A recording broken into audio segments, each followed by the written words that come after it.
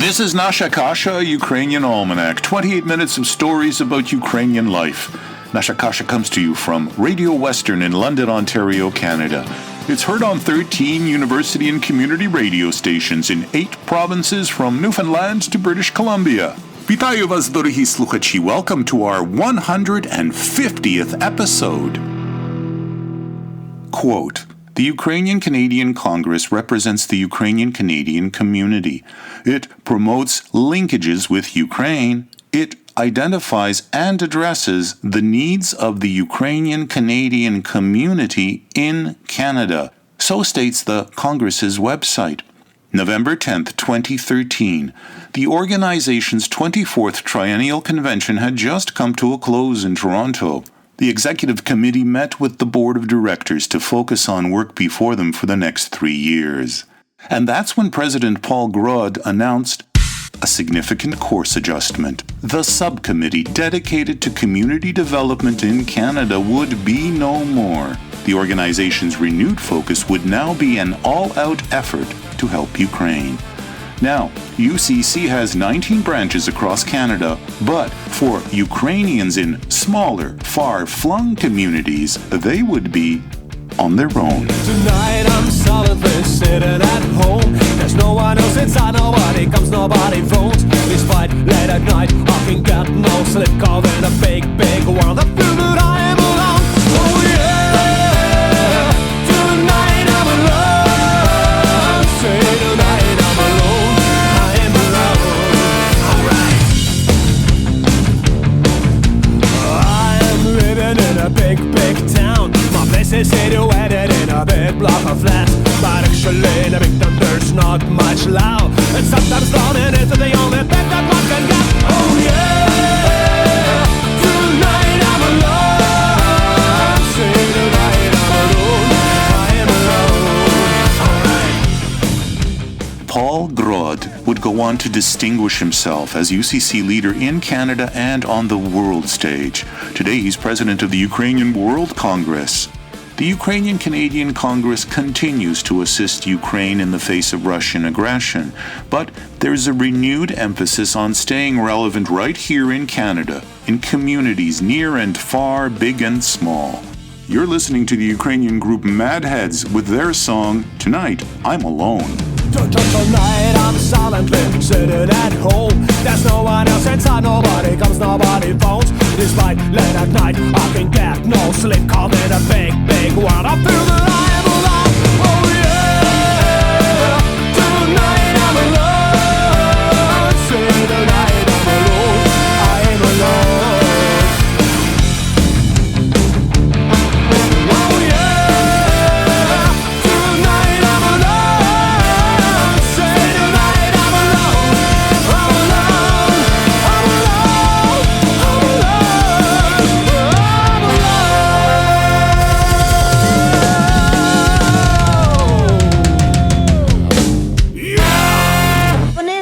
It's a Sunday afternoon in early April. In a small hall at the London Ukrainian Centre, Daria Hritsky strains to be heard above 30 attendees. Плідної праці. Daria is London branch president of the Ukrainian-Canadian Congress. Відділів було. Прошу звернути увагу на розвиток відділів. She's thanking 2 visiting community motivators, wishing them fruitful progress as they work diligently to develop and renew Ukrainian communities in Canada. Спершу хочу подякувати пані Дарі, що вона на скору руку так зорганізувала цей зустріч. І надзвичайно приємно. Hello, my name is Boden Winicki. I am the president of the Ukrainian Canadian Congress Ontario Provincial Chapter. My name is Yehuda Michael Chishin. I'm the National Executive Director of the Ukrainian Canadian Congress. That's right. I'm from Winnipeg, grew up in Winnipeg, and I live in Ottawa for the past 2.5 years. I would say from the earliest, even perhaps before I knew it, I was active in the Ukrainian community. My dad's family sort of immigrated to Canada in 1904, era and sort of has the prairie farm experience in terms of Western Manitoba, growing up in those kind of pioneer days. Mama's family came to Canada in 1950, very much was part of the post-World War II DP movement. And so I had a foot in sort of both of those cultures. Everybody spoke Ukrainian and really grew up in an environment that was really supportive of, books and art and, of the Ukrainian Canadian variety. That, and volunteered a lot, whether it was in my Ukrainian Canadian Students Club or going to Ukraine to do Help Us Help with Children. And now with the Congress, sort of taking it, I'm a professional sort of full-time staffer there, so taking it to another level. And Bogdan, can you give me a little bit of a synopsis? A large family? Fairly large, yes, spread not only in Canada and the U.S. and in the United Arab Emirates. Some left in Ukraine. I was born in Toronto, raised in Toronto. Like Ihor, I was a member of Plast, UNO, did the Ukrainian dancing, taught Ukrainian dancing for a while. Became involved in Hromada actively in the 90s with Ruch, when Priateli Ruch started, which morphed into Canadian Friends of Ukraine. I was president there for a while. And No, Ruch, just give me a little bit of give our listeners a bit of a background. Ruch was a movement, it literally means movement, that started in Ukraine prior to independence in 91 and carried through that. They then became a political party, at which time we in Canada who were supporting them had to distance ourselves because we weren't allowed to support any one political party. We still continued the same kind of work, which was concentrated on building libraries, Ukrainian libraries in eastern Ukraine. We had those libraries set up in some of the state libraries, the oblast libraries, and we were getting statistics that the Ukrainian language books were turning over 6 times more than any other the Russian books in the library. There's that much appetite for Ukrainian language. Do you yourself have borrowing privileges there in Luhansk? I went there actually in the 2014. I was election observer sent to Luhansk, and I visited the library there and checked out their collection. Professionally, where did your studies take you at first? So I went to University of Winnipeg, did political science there. A professor of mine insisted on me applying to the legislative internship program at the Manitoba Legislature. I ended up as an intern there for a year and got a job offer to work for an MPP, Badu Jha. He was a New Democrat in Manitoba. Just got a call to work in the Premier's office as a speechwriter, correspondence writer. I worked for Premier Gary Dewar for 5 years as his special assistant. So I actually worked for the Manitoba government as a political staffer for about 14 years. Life as a political staffer can be unstable. So in 2016, when we lost the election, I was the chief of staff to the premier at that point. Pavlograd called me from UCC and said, I was planning to go back to school to finish another degree, but Paul called and explained this wonderful opportunity, which I then had to think about long and hard, but it's been an interesting 2.5, 3 years. And I think I've applied, being on the other side of the table as a political staffer, now I'm the one going to talk to ministers and staff and taking those skill sets. When you were chief of staff in the Premier's office, how did Ukrainians, both here or in Ukraine, figure into your normal schedule? Was there a context for that? I was nicknamed the Ministry of Ukrainian Affairs because in Manitoba, obviously, there's a lot of Ukrainian Canadians, and across party lines, very strong support. We did things like when Euromaidan started, there was an all-party, motions of support, and every MLA talked about their roots with Ukraine, whether it was personal or political. So this was 2014. I mean, this isn't that long ago. No, and again, I think we've seen that at the national level. Every Canadian has a Ukrainian story, whether it's somebody they know, somebody they're related to, or their own family history. I said the most proud moment was when Manitoba, both with UCC Manitoba and the government of Manitoba, organized 10 ambulances. Well, there's 10 ambulances from UCC, 5 of which were from Manitoba. So we worked with various government officials to find these were ambulances that were refurbished and donated. That was sort of one of the things we could say we did to support, the injured soldiers and the front in terms of what Canadians can do. What Canadians can do. To be clear, how were the ambulances used? Were they military ambulances, and were they at the front or in those? No, they weren't. They weren't that. But UCC coordinated through the Ukraine Appeal Project with John Holyouk. The 10 ambulances were all refurbished Canadian ambulances. They were intended for civilian use. Military ambulances obviously need to be armored and have different specifications, and the American military has helped Ukraine with that. So these were ambulances that were assigned to various hospitals, some of them military hospitals, and again, there's a specific list of information about that, but they were being used in clinics and hospitals that served Ukrainian war veterans primarily, as opposed to the general health system. Іншої не треба, поки зорить чумацький шлях. Я йду від тебе і до тебе, по золотих твоїх стежках. Мені не можна не любити, тобі не можна не цвісти, лиш доти варто в світі жити, поки живеш і квітнеш ти.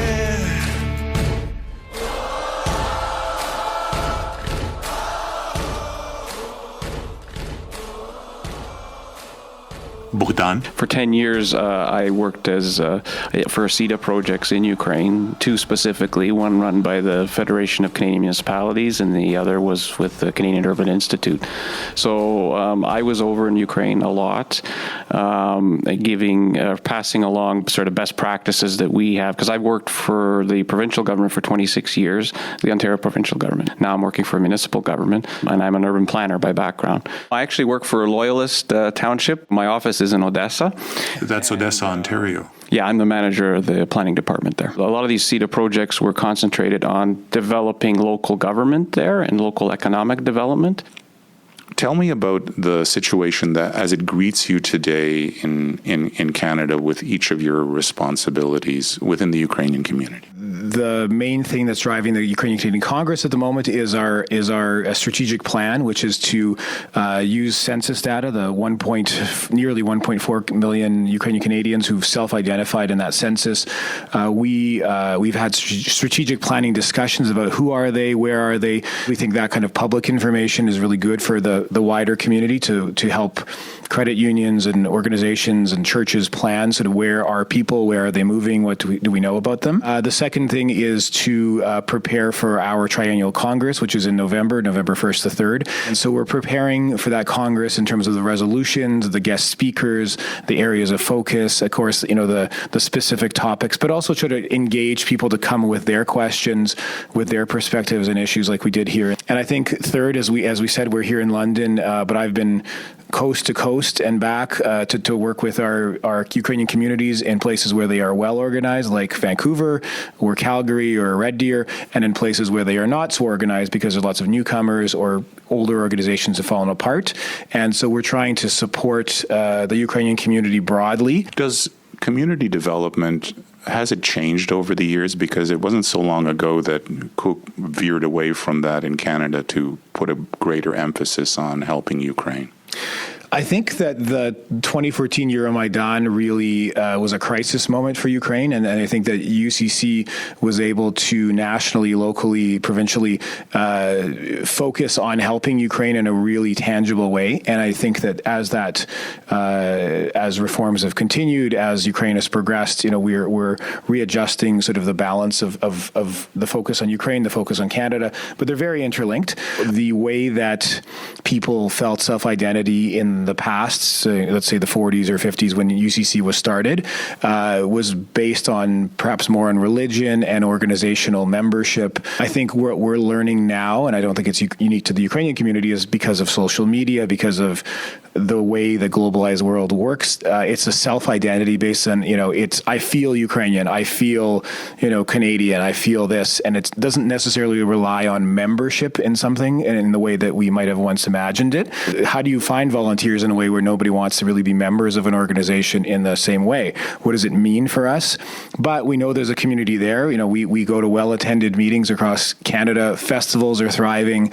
There's new Ukrainian Canadians coming out of the woodwork in every which way. And I think our job is to engage with them, listen to them, and find out what works and what our role is going to be in the future. A point of transparency, Bogdan. I did what you're doing now for 3 years.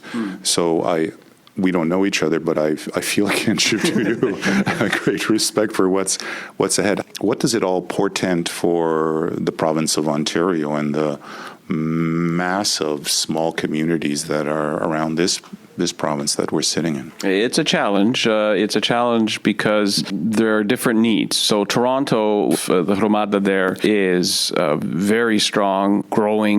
They don't have a problem with youth engagement necessarily. And we also have Ukrainian communities in the north. I mentioned earlier we're planning to go up to Sault Ste. Marie to begin discussions up there with the Hromada to see if we can organize them, do some strategic planning with them to put a pragmatic plan together. The challenge in Ontario is the different needs and just the geography.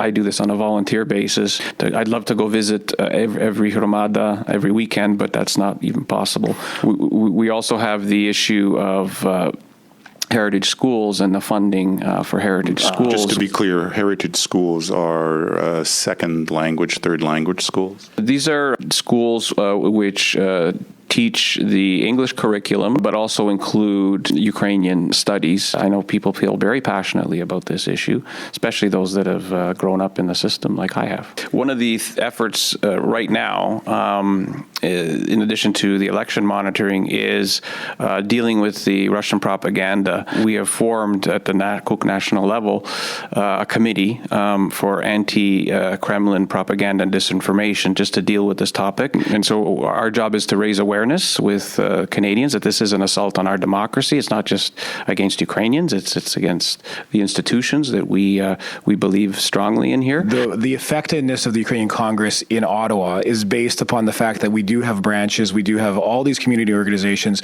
and we can say to MPs, to the government, that we truly represent a community that's organized. So I think our Hromada works best when there is that interaction between the provincial, local, and the national level, and no part of that is exclusive. And I don't like when people sort of say, oh, it's all, UCC National tells us what to do. We work very well in that kind of federated model where we're supporting each other, and MPs listen to me because I represent the 1.4 million, but MPs listen to the local people because they know these are voters in their riding who are, organized and have passion on those issues like Russian disinformation, like continued sanctions on Russia, like multiculturalism, like immigration support. So I think that I would ask people to just engage if they haven't. Go to ucc.ca to read more about what the National Congress does. Do their local volunteer work, because those community festivals and dance groups are as important as anything else to telling Canadians about us, to telling the world that Ukrainian Canadians are a community that's united and has a focus. You're listening to Ottawa-based virtuoso violinist Vasyl Popadyuk. Earlier, you heard the Ukrainian group Sky with their stadium anthem, Ukraino. Nasha Kasha comes to you from CHRW 94.9 FM in London, Ontario, Canada. Also, we're heard on CHMR 93.5 FM in St. John's, Newfoundland, on CKDU 88.1 FM in Halifax, on Local 107.3 in St. John, New Brunswick, on CJLO 1690 AM in Montreal, CFRC 101.9 FM in Kingston, CFMU 93.3 FM in Hamilton, CKMS 102.7 FM in Kitchener-Waterloo, on CKLU 96.7 FM in Sudbury, on CILU 102.7 FM in Thunder Bay, on 101.5 UMFM in Winnipeg, on CFMQ 98.1 FM in Hudson Bay, Saskatchewan, and on 101.7 CIVL FM in Abbotsford, British Columbia. My name is Joanne Lewandowski. I'm originally from Sandy Lake, Manitoba. That's near the Riding Mountain National Park. I've lived in Winnipeg all my life. I went to high school here with the Sister Servants of Mary Immaculate, a boarding school, a Ukrainian Catholic boarding school. The town I was from was totally Ukrainian. We celebrated Ukrainian holidays. We spoke Ukrainian. My parents owned a store and a business. Literally, totally Ukrainian? Yes, we spoke Ukrainian in the store. I didn't know very much English when I started school, but, you pick it up. What was the name of the store? Lewandowski's General Store. A typical, we sold everything. And my father had the Shell station and was the distributor of fuel to the farmers. I came from a family where we were very church-focused. My grandfather on my father's side was the cantor in the Ukrainian Catholic Church. My maternal grandfather was a politician in the area, a reeve, a mayor. What was his name? Harry Proskin. Professionally, what did you study and where did you go? I was a high school guidance counselor, and I have a music degree, and I taught piano privately from the age of 14 and still do. Do you perform? No, I don't. I'm not. I'm a teacher. I'm not a performer. And I've been involved in the Ukrainian community all my life. When I came to school here, I started grade 9 at the Sisters. It was a boarding school, so I lived there for 4 years. And at the very age of 16, 17, I did my first Ukrainian-Canadian Congress ordeal. It was Ukrainian Day. And from then on, I've been sinking deeper and deeper into the Ukrainian community. I've been involved with Folklorama. I'm sure you know it's a festival here in Manitoba that's held every August. Actually, our pavilion, the Ukrainian Kiev Pavilion, has going to be celebrating its 50th year. That's the 50th year of the festival. We're one of 4 original communities that have been there from day one. You called your involvement in the Ukrainian-Canadian Congress an ordeal. Can you just delve into that a little bit? Why is it such a huge responsibility or a weight? What did you mean by that? I think it's just that when you start one thing, then it goes to the next, and it doesn't stop, and it just seems for the past 40, 50 years, that's all I've been doing is being very involved in the community. But, if I didn't want to, I wouldn't do it. But I do enjoy it. I have a lot of friends, and you meet a lot of people. And at the end, when you have success, you feel very well. I just recently got elected as the president of the Ukrainian Canadian Congress. And I am the president of the Women's Kook. And, we've done some big projects in the community that, at the end you say, yes, it was an ordeal, but the end result was really worth it. Do you see any new directions for UCC in Manitoba? Are there priorities that you'd like to put forward? I'm finding that our workforce is getting less and less. The family structure is changing. Both parents are working.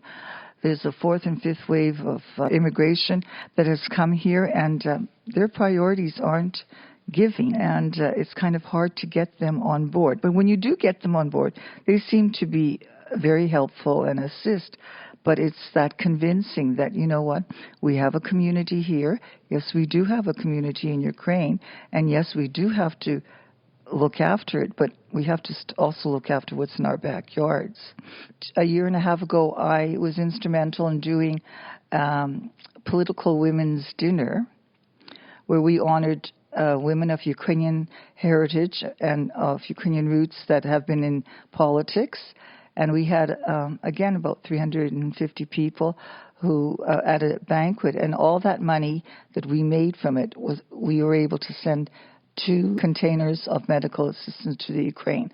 So we are doing our work to help people in Ukraine, but like I say, we have to start doing things here. And my next project will be to focus on trying to get money to eventually have a chair at the University of Manitoba for our language programs. Well, I just want to say that we Ukrainians have really contributed a lot to the face of Manitoba and to Canada. And I think we have to share that with people. We have to say, yes, we Ukrainians are not just sitting in the back seat. In Ontario and just last year in Alberta, Ukrainians celebrate, and indeed the entire provinces celebrate Ukrainian Heritage Day on September the 7th. Now, you've had a Ukrainian Heritage Day, and I think it's in August, and it's tied to the Dauphin Festival.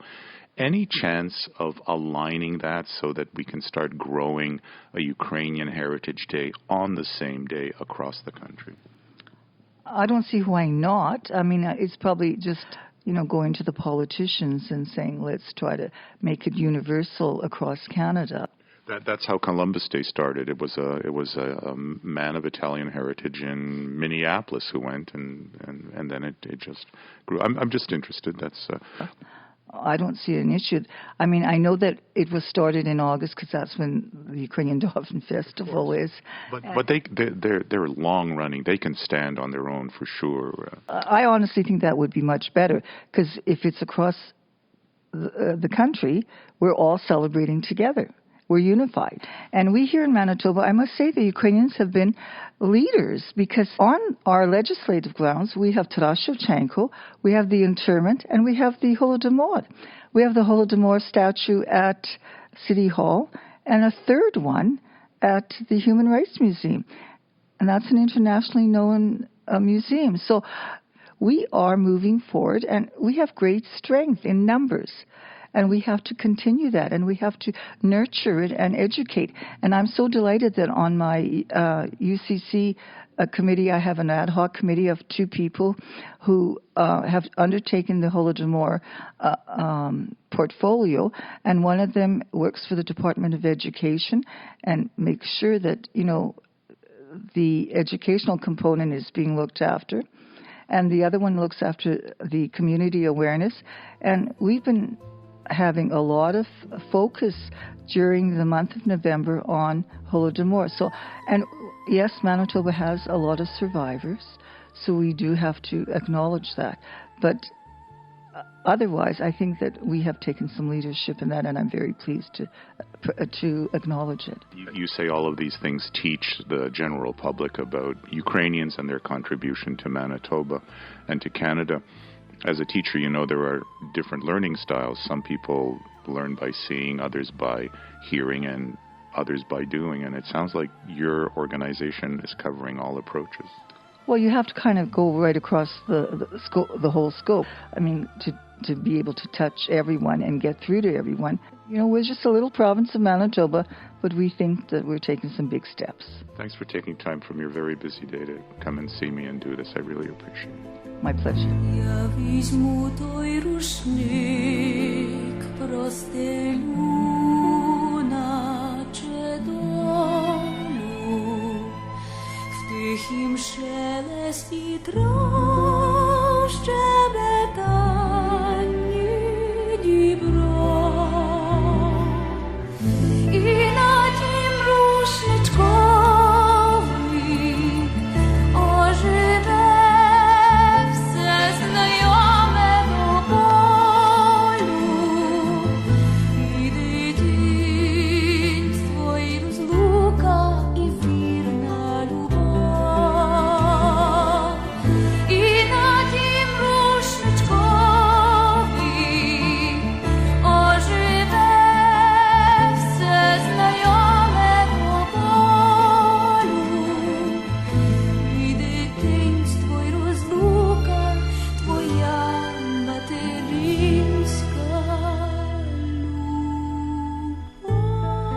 The interview with UCC Manitoba President Joanne Lewandowski was recorded in Winnipeg in October of 2018. Earlier, you heard Zoloty Strune playing a bandura melody, and this is the late Kvitka Sizik with Рідна мати моя.